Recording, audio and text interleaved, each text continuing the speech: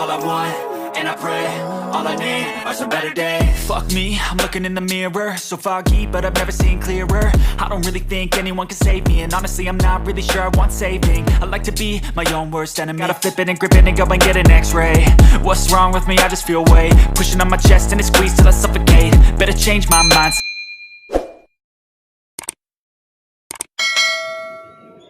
Hi guys! Welcome back to another travel vlog, and for today's video, as you can see, nandito kami ngayon sa Calbayog Airport.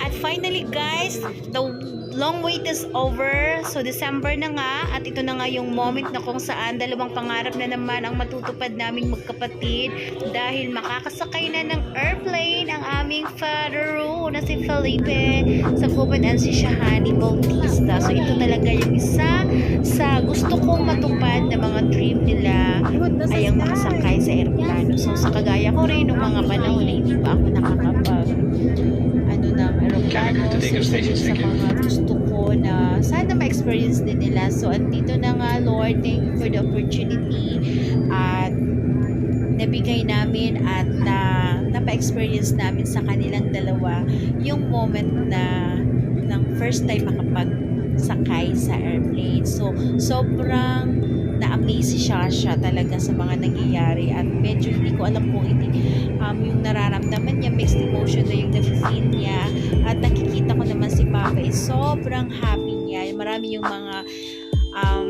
at kitang-kita sa mata ng aming Papa yung tuwa at kagalakan na ma-experience niya yung mga ganito.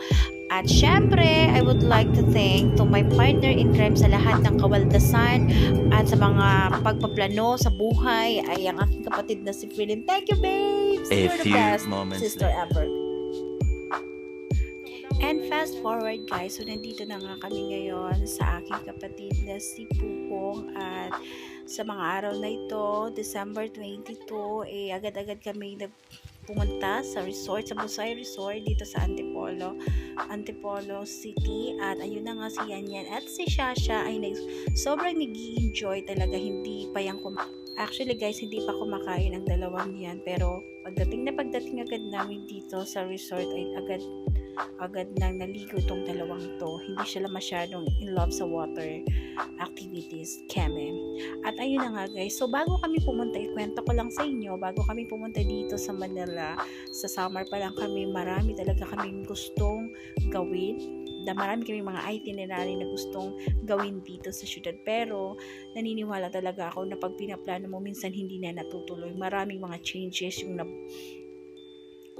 mga dapat nating isalang-alang. So anyway, medyo maulan sa mga moment na to, pero laban lang.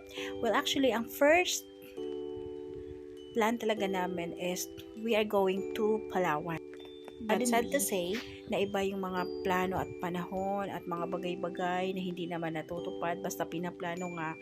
So yung bagsak namin ngayon ay dito kami ngayon sa resort na ito. So actually, marami namang mga hayop yung makikita dito. Makikita nyo sa mga picture later.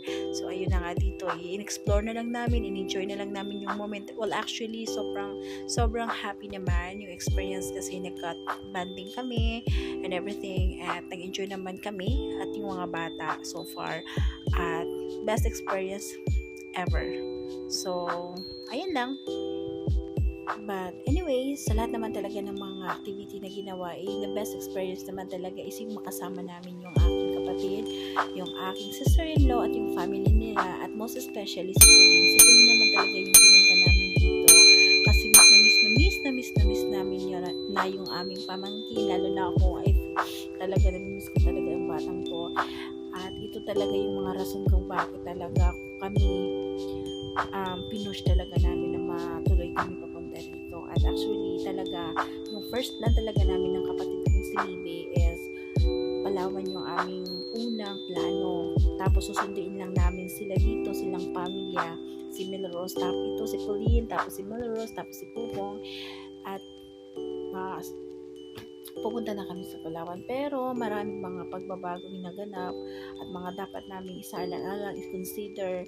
So okay na lang na dito na lang kami muna magbanding sa Manila. So some other time na lang kasi marami pa naman next time in God's willing. At mas maganda na siguro yung next time kasi mas kasama na namin yung isa naming kapatid na nasa abroad.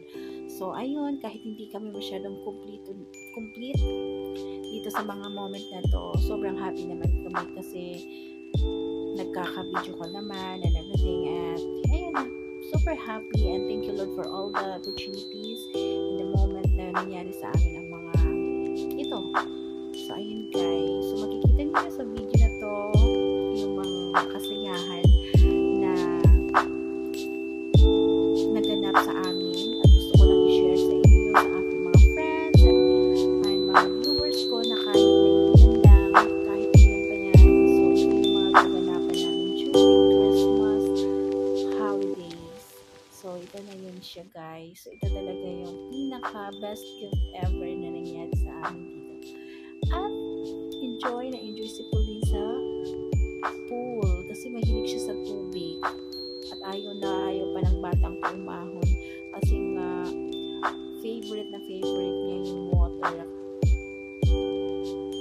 Isa talaga sa pinakamahalaga tuwing Christmas season is makasama mo yung mga mahal mo sa buhay, yung pamilya mo, na kompleto kayo. Pero no, may mga instances na minsan kahit anong gawin mo makinig kayo, pero ngayon talaga mga priority na dapat nating isaalang-alang. Pero ganun pa man, ang importante naman connected kayo sa isa't isa, yung communication ninyo, at higit sa lahat, healthy yung family. Isa lang naman yung hinihiling ko ngayong Pasko, yung makasama yung mga pamilya ko, at higit sa lahat, good health sa aming lahat, at sa lahat ng mga tao.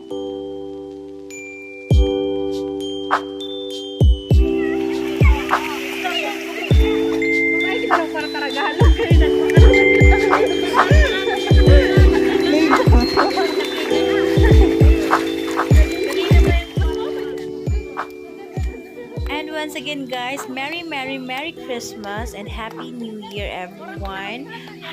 This is the best Christmas trip ever this year 2023, and isa talaga to sa mga pinapangarap ko na dapat every year matupad yung bucket list ko na makapag-travel kami kahit simpleng out of town lang, ay makasama ko yung family ko. Hindi lang yung ako lang yung mag-enjoy, kundi yung buong angkan ko, yung aking pamilya talaga is family is love talaga.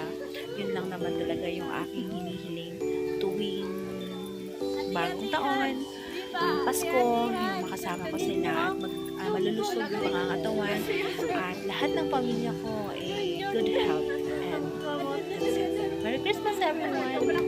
Thank you for watching.